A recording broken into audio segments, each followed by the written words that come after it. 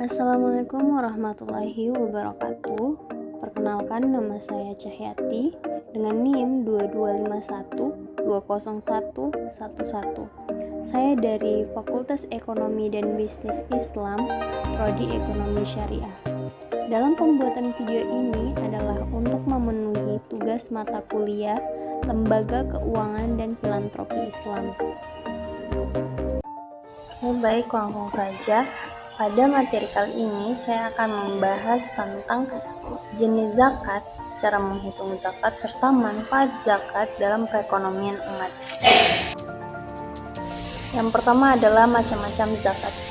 Macam-macam zakat ada 3.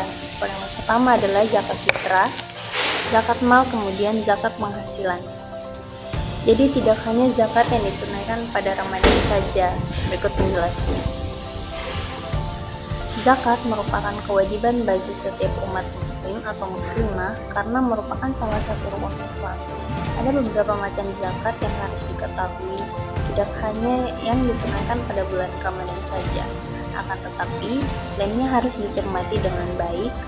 Oleh karena itu, pembahasan kali ini akan berfokus tentang apa saja jenis zakat dan bagaimana cara menghitungnya. Yang pertama ialah zakat fitrah. Zakat fitrah yang paling umum dikenal oleh masyarakat, ditunaikan pada malam bulan Ramadan hingga sebelum matahari terbit saat Idul Fitri. Baik laki-laki maupun perempuan hingga bayi yang baru lahir wajib berzakat. Apabila seseorang yang meninggal setelah matahari terbenam pada hari terakhir di bulan Ramadan, maka ia wajib membayar zakat fitrah. Begitu pula dengan anak yang baru lahir. Apabila ia lahir ke dunia sebelum matahari terbenam pada akhir Ramadan, maka zakat wajib ditunaikan. Adapun cara menghitungnya, apabila bertanya berapa contoh cara menghitung atau besaran zakat yang wajib dibayarkan, jawabannya adalah makanan pokok sebesar 1 sah, atau jika dikalkulasikan dalam satuan kilogram yaitu 2,5 kg atau 3,5 liter setiap jiwa. Berikutnya ialah zakat mal. Zakat mal memiliki syarat wajib, yaitu berasal dari segala sesuatu yang bisa dikuasai atau dimiliki serta bisa digunakan sebagaimana mestinya. Contoh sederhananya menggunakan sebagaimana mestinya harta seperti mobil, hasil pertanian, hewan ternak, perak, emas, dan masih banyak lagi yang lainnya.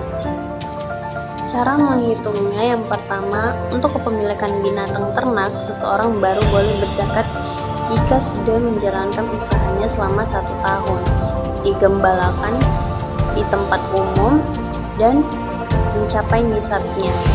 Nisabnya adalah untuk unta 5 ekor, sapi 30 ekor, kambing dan domba 40 ekor. Kedua yaitu zakat perniagaan. Harus dimiliki oleh seseorang dengan jenis komoditas yang umum. Baik itu berasal dari dagang murni, hadiah maupun warisan. Besaran yang harus diberikan adalah harta yang sudah mencapai nisab setelah dikurangi oleh hutang, kebutuhan primer dan biaya operasional lainnya. Terakhir yaitu zakat penghasilan. Berdasarkan fatwa MUI, penghasilan yang dimaksud adalah gaji, upah atas jasa, honorarium, dan lainnya yang sudah diperoleh dengan cara baik lagi halal. Selain itu, pendapatan tersebut juga rutin seperti seorang pejabat, karyawan, atau pegawai. Boleh juga oleh seorang dengan pendapatan yang tidak rutin.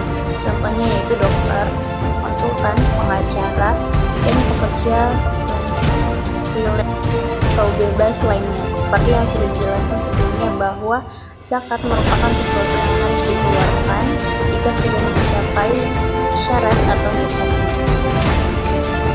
Adapun cara perhitungannya yaitu apabila diuangkan, maka setara dengan 79.338.415 rupiah atau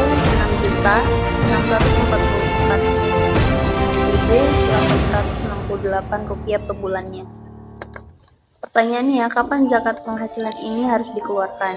Jawabannya bisa setiap bulan dengan nilai seperti yang sudah dijelaskan di atas. Cara menghitung paling lengkap.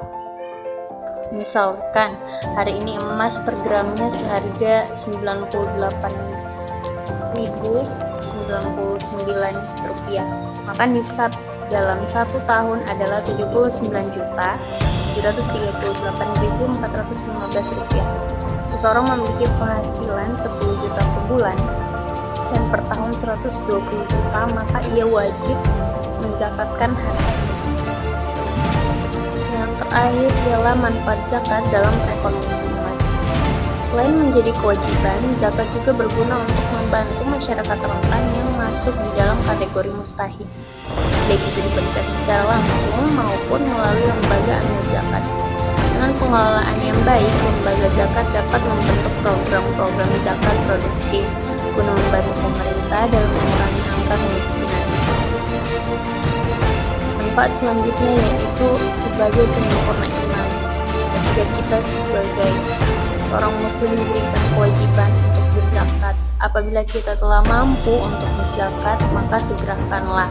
Selain untuk menjalankan kewajiban, tentunya zakat akan memberikan dampak positif kepada mereka yang membutuhkan.